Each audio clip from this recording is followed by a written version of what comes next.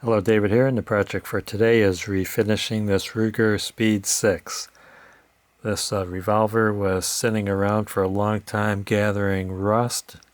It's pretty well pitted, but it's never been fired. I was the first one to fire it. I'm the second owner, maybe even the third owner, who knows. But I'm going to have it Cerakoted. And did you know that you could fill in pits with JB weld? Yeah, the Cerakote will stick to JB weld. So take a look at this. You can see pitting. Here's the cylinder, top, by the front sight.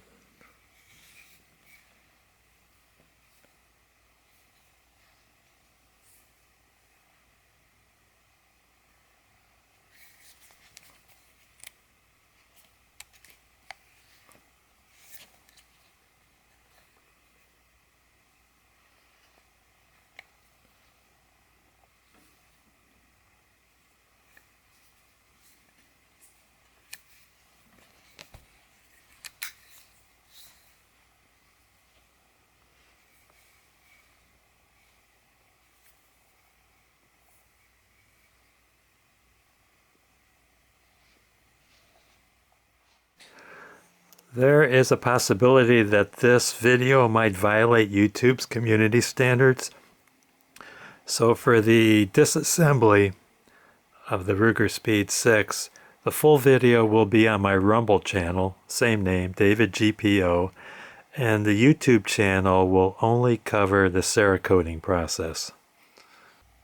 I'm about finished filling in the pits. I've used JB weld, and then I kind of squeegee it with a popsicle stick. You don't want to get too much on because then you got to sand more off. So I don't know if I could get it any better than this. Took about 5 cycles.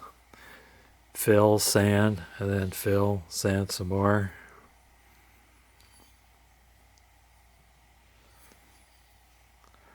Not perfect, but it's better than it was. And what I'm using is I'm using a fine emery cloth to smooth out the JB weld. According to the package, the JB weld could withstand 550 degrees Fahrenheit. I'm going to be using the Cerakote crushed silver, which is in the H series. And I've transcribed the instructions from Cerakote into a 9-page document so that I could follow along as I go. There's going to be some items that I need to mask off that I don't want coated, and I got this high temperature tape from Cerakote. It comes in different widths. I got the 3/8 inch width. Degrease the parts for 30 minutes. I'm using acetone.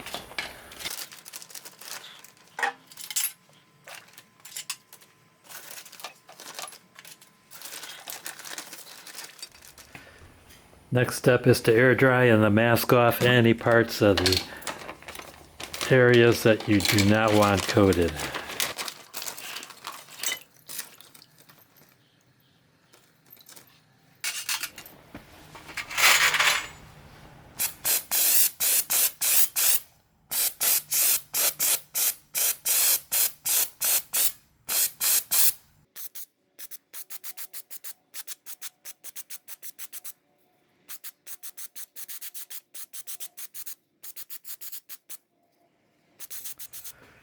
Everything's masked.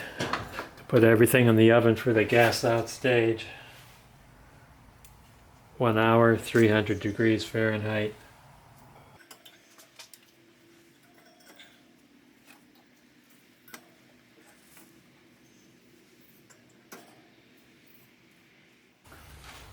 Okay, it's been 1 hour.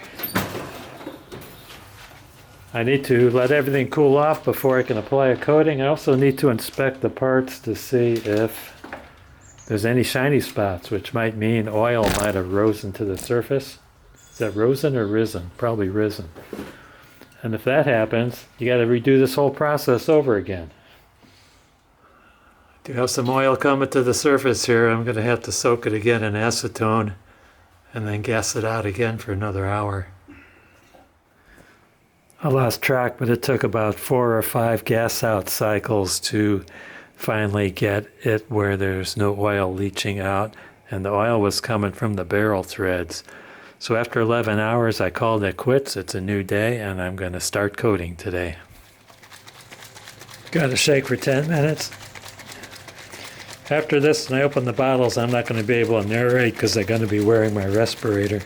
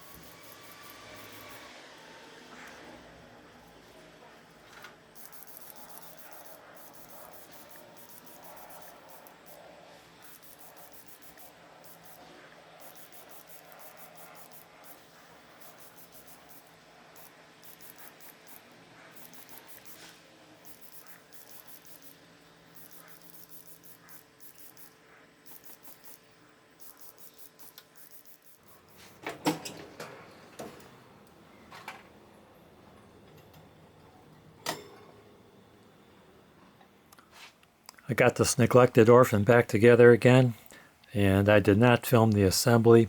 I just felt that the video would be too long. Well, the Rumble version, because that's the full version, that would be too long. And this thing fought me all the way. I had the crane latch in. It went in kind of cockeyed, and it got stuck. I didn't want to destroy the finish, so I was gently trying to wiggle it out. It hardly wiggled at all. Finally got a pick behind it, and after about an hour and a half, it came out and I got it back in. And if you notice right here, that's discolored. That's because I neglected to Cerakote the edge of the hammer pivot pin. I got that side of it, but I missed that side. Also, the roll pin for the front sight, when I was driving that in, I happened to chip off some of the JB weld. There was a lot of corrosion on here, and I had to rebuild this rib with JB weld, and some of that chipped off over there. I left the trigger and the hammer in the original bright stainless steel. And I noticed that even though I mixed the catalyst for a gloss finish, it is kind of dull. I don't know if you could see it, but there is a slight metal flake to it. I was expecting a more bright, glossy surface, but overall I'm very happy with it. I think it looks a lot better than it did in its original state.